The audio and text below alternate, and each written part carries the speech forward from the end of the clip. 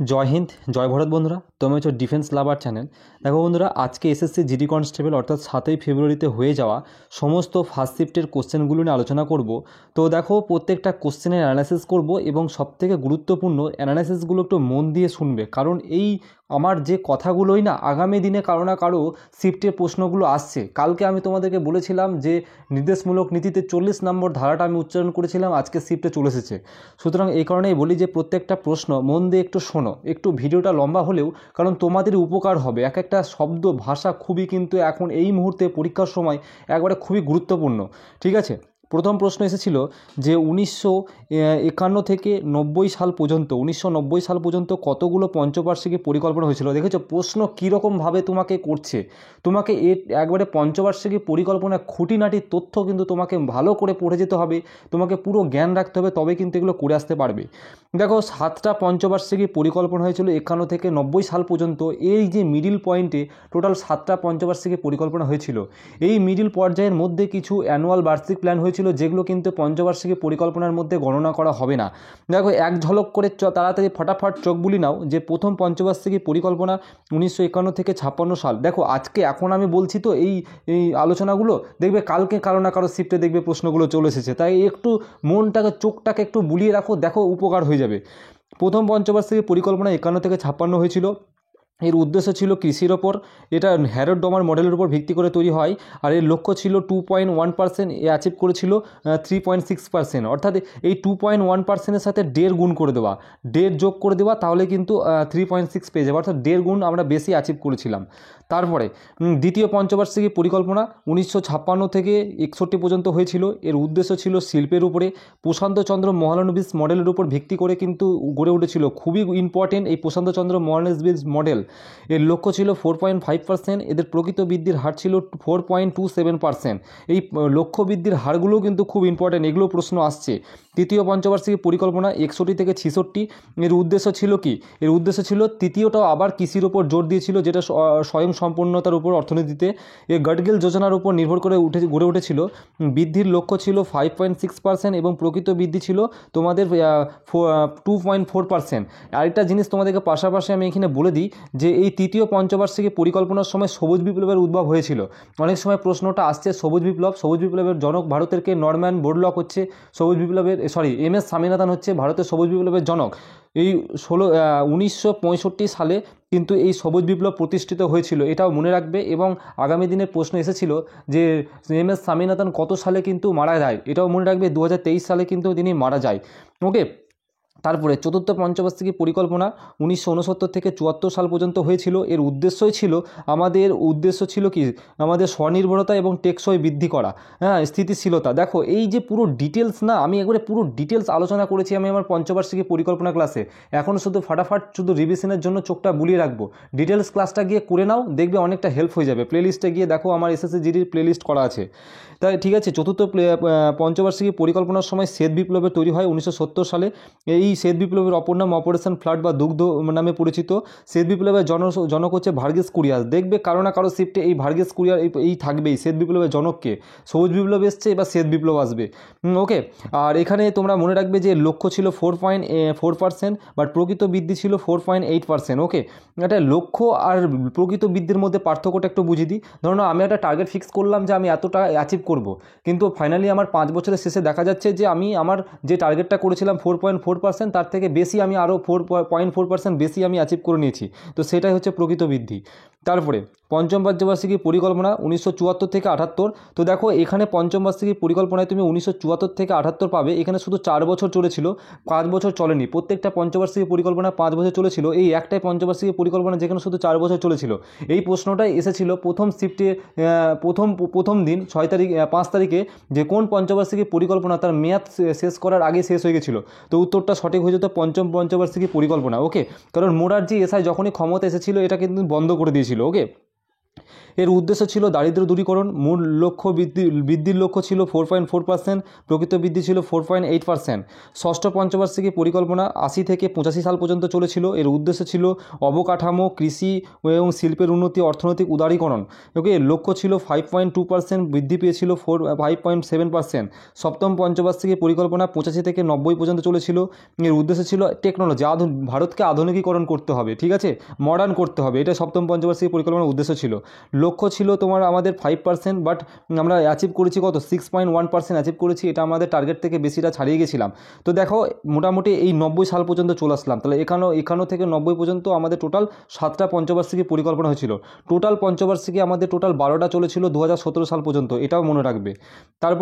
তারপরে প্রশ্ন যে প্রথম পঞ্চবার্ষিকী পরিকল্পনার উদ্দেশ্য কী ছিল। দেখেছ, পঞ্চবার্ষিকী পরিকল্পনা থেকে প্রশ্ন কিন্তু আসছেই, ভালো করে কিন্তু ওটাকে মুখস্থ করে যাও। কৃষির ওপর জোর দিয়েছিল প্রথম পঞ্চবার্ষিকী পরিকল্পনা।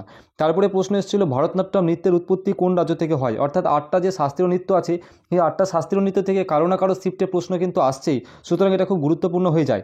তামিলনাড়ু হচ্ছে যে উৎপত্তিটাও যেই রাজ্যের ভারতনাট্যম যেই রাজ্যের নৃত্য, সেই রাজ্য থেকে উৎপত্তি হয়েছে, এটা একটু মনে রাখবে, তামিলনাড়ু থেকে উৎপত্তি হয়েছে। পাশাপাশি 8টা শাস্ত্রীয় নৃত্য তোমাকে একটু এক ঝলক করে চোখ বুলিয়ে নাও।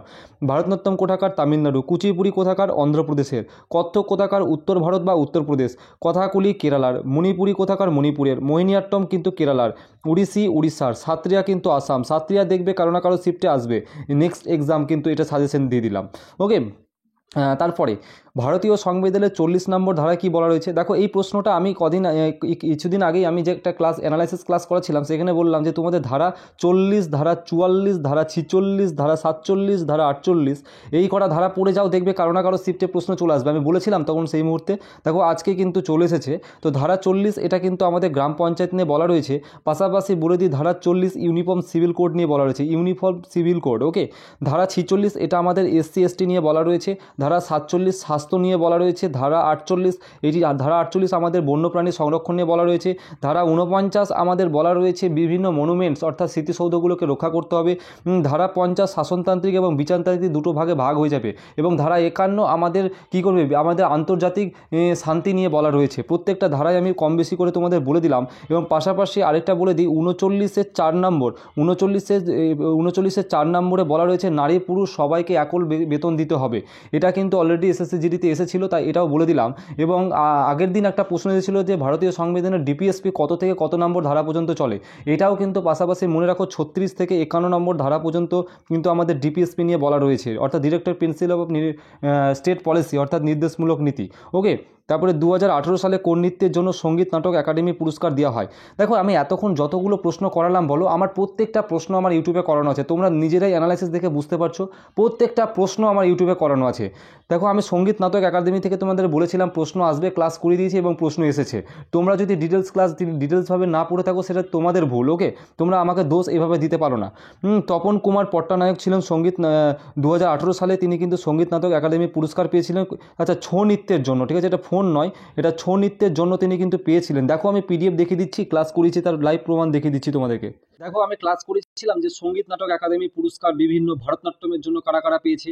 আমি 2018 সাল থেকেই কিন্তু ধরে করিয়েছি। আমি জানতাম যে প্রশ্ন কিন্তু 5 বছর 4 বছর SSC GD একটু এগিয়ে দেয়, তার জন্যই আমি 2018 সাল থেকে ভরেছিলাম। তো সেখান থেকেই প্রশ্ন দেখো আমার করানো ছিল। দেখো ছৌ নাচ 2018 সালে তপন কুমার পট্টনায়ক পেয়েছে, প্রশ্ন আমি ভুলেছিলাম। আমি তোমাদের সঙ্গীত নাটক একাডেমি ক্লাস করতে গিয়ে, তোমরা যারা নতুন দেখছো তোমরা কিন্তু এই স্ক্রিনটাকে পজ করে করে প্রত্যেকটা কিন্তু কত্থকের জন্য নেক্সট আজ এসছে ছৌ নৃত্যের জন্য সঙ্গীত নাটক একাডেমি পুরস্কার, কালকে কারো শিফটে আসবে কত্থকের জন্য 2018 সালে 19 সালে কে পেয়েছে, এইভাবে প্রশ্ন আসতে পারে। কথাকুলির জন্য কে আসতে পারে, কুচিপুড়ির জন্য কে আসতে পারে।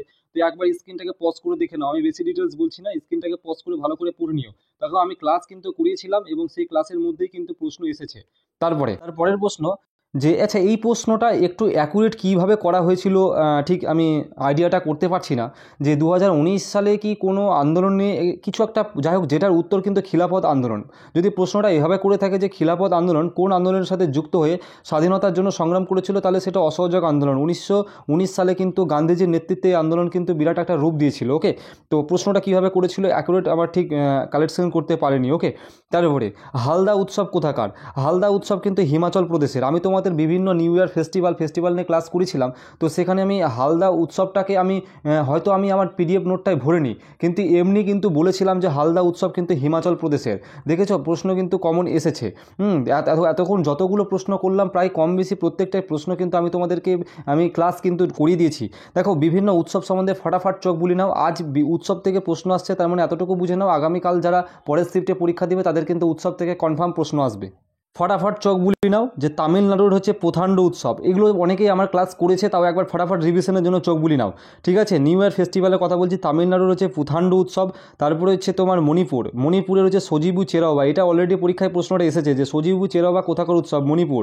পশ্চিমবঙ্গের কিন্তু পয়লা বৈশাখ, কেরালার কিন্তু বিশু, এটা খুবই ইম্পর্টেন্ট। কেরালার দেখবে বিশু, অনেকেই কিন্তু বিশু নামটা শুনে মনে হচ্ছে কেরালার হবে না, কিন্তু এটা কেরালারই কিন্তু। ওকে, তারপরে কিন্তু জম্মু কাশ্মীরের নবরেহ উৎসব, মহারাষ্ট্রের গুড়ি পাদোয়া, ঠিক আছে, তেলেঙ্গানার, অন্ধ্রপ্রদেশ এবং কর্ণাটক, তিনটা রাজ্যেই কিন্তু উগাড়ি নৃত্য পালন করা হয়ে থাকে। ওকে, তারপরে হচ্ছে তোমার পাঞ্জাবের কিন্তু বৈশাখী, আসামের রঙ্গোলি বিহু, উত্তরপ্রদেশের রামনবমী, সব ট্রিক্স সহ আমি কিন্তু ডিটেল ক্লাসে কিন্তু আমি করিয়েছি, এখন আর আমি কিচ্ছু ডিটেলস বলবো না।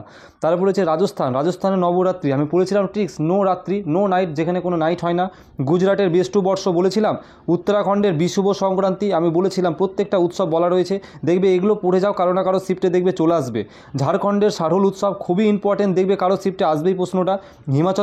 হিমাচল প্রদেশ অলরেডি আমি আমার ক্লাসে করানোই আছে, দেখো তোমরা লাইভ প্রমাণ দেখো, হালদা উৎসব কোথাকার, হিমাচল প্রদেশের, দেখো তাহলে করানো থেকে কিন্তু প্রশ্ন এসেছে। নাগাল্যান্ডের হর্নবিল উৎসব এবং মেঘালয়ের ওয়ানগালা, এই ওয়ানগালা যে কি ইম্পর্টেন্ট আমি যার কোনো তুলনা দিয়ে বোঝাতে পারবো না। ঠিক আছে, এটা ট্রিক্স আমি বলে দিচ্ছি এখন এই মুহূর্তে, যে মেঘ আমাদের কি হয়, মেঘ আমাদের গলে যায়, তাই না, মেঘ আমাদের গলে কি হয়, গালা দিয়ে মনে রাখবা গলে, মেঘ তো বরফ থেকে গলেই তো মেঘ হয়, তো এইভাবে কিন্তু রিলেটেড করে কিন্তু তুমি মনে রাখতে পারো। তারপরে সুগ্গি কিন্তু কর্ণাটকের, পোঙ্গাল কিন্তু তামিলনাড়ুর, ওনাম কিন্তু কেরালার, এই তিনটা নৃত্য বিরাট ইম্পর্টেন্ট, দেখবে কারো না কারো শিফটে আসার প্রবল সম্ভাবনা থাকবে। Extremely sorry. তার পরের প্রশ্ন দেখব, ইউপিএসসির বর্তমান চেয়ারম্যান কে রয়েছেন। তো ইউপিএসসির দেখো আগের দিন কি 5 তারিখে 6 তারিখে এসেছিলো ইউপিএসসি কত নম্বর আর্টিকেলে পড়ে, তো 315 নম্বর ধারার মধ্যে পড়েছিল ইউপিএসসি আর্টিকেল। তো আজকে প্রশ্ন হচ্ছে ইউপিএসসির বর্তমান চেয়ারম্যান কে, তিনি কিন্তু প্রীতি সোদান। তার মানে এখান থেকে বোঝা যাচ্ছে যে প্রীতি এই ইউপিএসসি থেকে কিছু একটা প্রশ্ন করছে। তাহলে ইউপিএসসির নেক্সট তোমাদের প্রশ্ন হতে পারে, ইউপিএসসির সদস্যদেরকে নিয়োগ করে থাকেন, তাদের সদস্যদের কত বছর পর্যন্ত তাদের কার্যকালের মেয়াদ থাকেন, এই জিনিসগুলো একটু দেখে যাও, সেখান থেকে প্রশ্ন আসার সম্ভাবনা থাকতে পারে। তারপরে প্রশ্ন, 2011 সালের জনগণনা অনুসারে ভারতের কোন রাজ্যে জনসংখ্যা সব থেকে কম। তো দেখো এই প্রশ্নটা এসেছিল, তো প্রশ্নের সঠিক উত্তর হচ্ছে এটা সিকিম, কিন্তু তোমরা বলছো সিকিম অপশানে ছিল না, তাহলে দেখবে সিকিম যদি অপশানে না থাকে তোমাদের দেখবে মিজোরাম অপশানে ছিল, কারণ ওই 4টে অপশানের ভিত্তিতেই তোমার কিন্তু যেটা সব থেকে কম সেটাই কিন্তু এসএসসি কিন্তু সেই অ্যান্সারটাই নিবে। তো সেকেন্ড লোয়েস্ট আমাদের সবথেকে দ্বিতীয় সর্বনিম্ন কিন্তু মিজোরাম, তোমরা বলছিলে যে এটাই অপশানে ছিল, তাহলে এটাই কিন্তু সঠিক উত্তর হয়ে যাবে যদি সিকিম অপশানে না থাকে। ওকে, তারপরে কোথায় গেল, এশিয়ান গেমস 2023, এশিয়ান গেমস 2023-এ ভারতের র্যাঙ্ক কত। দেখো এটাও আমার কারেন্ট অ্যাফেয়ার্সে মেবি করানো রয়েছে যে এশিয়ান গেমসে ভারতের র্যাঙ্ক হচ্ছে 4র্থতম। তাহলে আজকের শিফট যেগুলো তোমরা দেখলে অ্যানালাইসিস করলাম, প্রায় কতগুলো আমার করানো থেকে প্রশ্ন এসেছে তোমরা নিজেরাই বুঝতে পারছো। প্রত্যেকটা আমার ক্লাস কিন্তু ওষুধের থেকে বেশি কাজ করবে, ফাটাফাট সব করে নাও যারা এখনও করোনি। তো আবার পরবর্তী অ্যানালাইসিস, সেকেন্ড শিফটের অ্যানালাইসিস নিয়ে আমি ঢুকবো, তোমরা টেলিগ্রামে যুক্ত হয়ে যাও পিডিএফ সংগ্রহ করার জন্য। এই পর্যন্ত জয় হিন্দ, সবাই সুস্থ থেকো, ভালো থেকো।